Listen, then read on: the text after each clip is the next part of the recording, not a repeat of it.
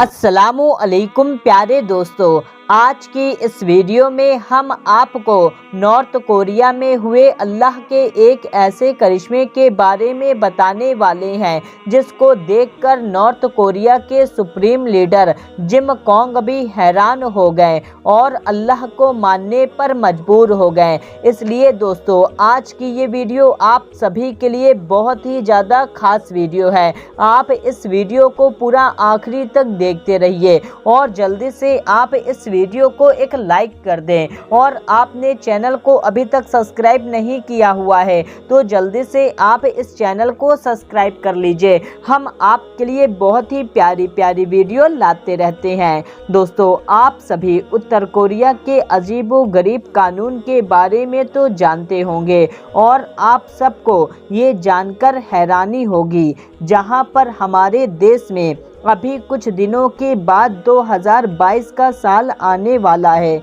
वहीं उत्तर कोरिया में 2018 का साल चल रहा है।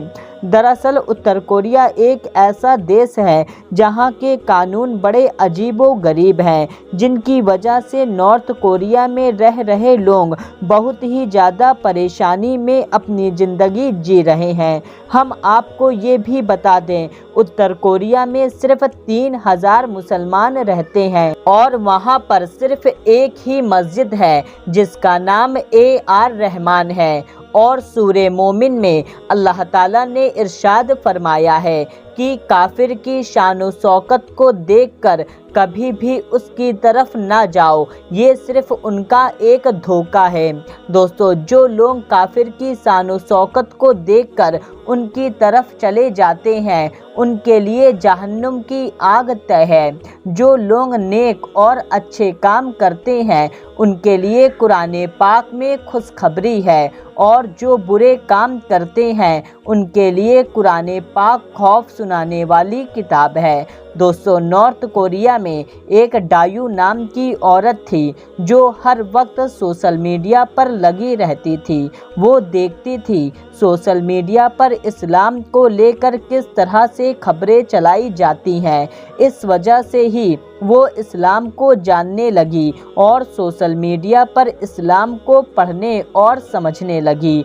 अब वो कुरान पाक को तर्जुमे के साथ पढ़ने लगी। जब उसने पूरा कुरान पढ़ा, समझ गई इस दुनिया में इस्लाम से बढ़कर दूसरा कोई धर्म नहीं है, इसलिए उसने कलमा पढ़ लिया और मुसलमान हो गई। हम आपको ये भी बता दें, डायू के दिल में माँ बनने की बहुत ख्वाहिश थी, लेकिन शादी के कई साल गुजर जाने के बाद भी उसके घर में कोई औलाद न थी। डायू अपने शौहर के साथ कई बार अस्पताल भी गई और अपना खूब इलाज भी करवाया, लेकिन उसके यहाँ पर कोई भी बच्चा पैदा नहीं हो रहा था।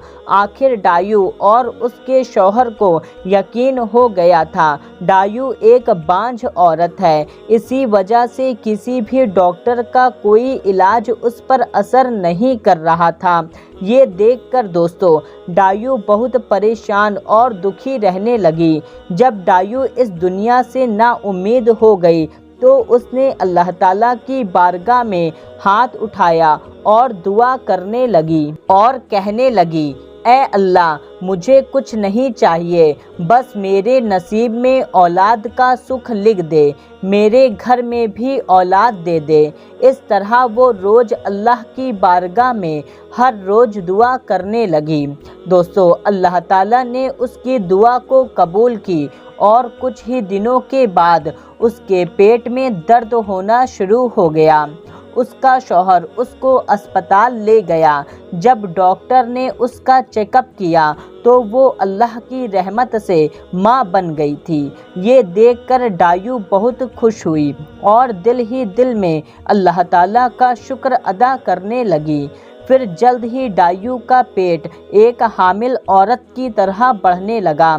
फिर जब वो दोबारा अस्पताल गई तो डॉक्टर ने बताया उसके जिस्म में LCG की मात्रा बहुत बढ़ने लगी है। इसका मतलब ये हुआ कि उसके पेट में एक से ज़्यादा बच्चे पल रहे हैं। डायू ने जैसे इस बात को सुना तो वो बहुत ही ज़्यादा खुश हुई और उसने सोचा शायद उसके घर में जुड़वा बच्चे आने वाले हैं।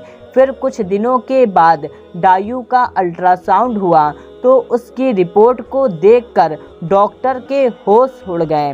वो हैरान व परेशान हो गए। उन्होंने देखा कि डायू के पेट में 1-2 नहीं बल्कि पूरे 8 बच्चे पल रहे हैं। जब इस बात की खबर डायू को दी गई तो उसके लिए यकीन कर पाना मुश्किल था। डॉक्टर ने उसको बताया कि इन बच्चों में से कुछ बच्चे ही जिंदा रह पाएंगे। एक साथ 8 बच्चों को जन्म देना यकीनन कई तरह की परेशानियों को पैदा करने वाला काम है और इसमें डायू की जान भी जा सकती है। इसलिए आपको इन बच्चों की तादाद को कम करना होगा। तो ये सुनकर डायू को कुछ समझ नहीं आ रहा था वो क्या करे। अब उसको एक मुश्किल फैसला करना था, वो बच्चे की तादाद कम करे या एक साथ जन्म दे। डॉक्टर की बात सुनकर डायू के शौहर ने कहा बच्चे की तादाद कम कर दें ताकि डायू की जान बच जाए। लेकिन आखिर में एक लंबी बहस के बाद डायू ने ये कहा मुझे अपने रब पर पूरा भरोसा है, इसलिए 8 बच्चे को पैदा करेगी। अब उसने ये बात अल्लाह पर छोड़ दी। अब कौन जिंदा बचेगा और कौन नहीं बचेगा, यानी कि उसने अपने आप को और इन बच्चों को अल्लाह के हवाले कर दिया। दोस्तों उसके बाद ऑपरेशन की तैयारियां शुरू हो गई।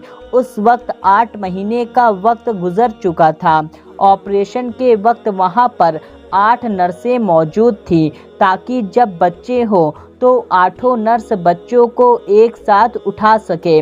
दूसरी ओर डायू ऑपरेशन से पहले बहुत परेशान थी, बेचैन थी, इसलिए वो दिल ही दिल अल्लाह ताला से दुआ कर रही थी कि या अल्लाह मुझे और इन बच्चों को सही सलामत रखना, मेरे इन सारे बच्चे को इस दुनिया में सही सलामत पैदा करना।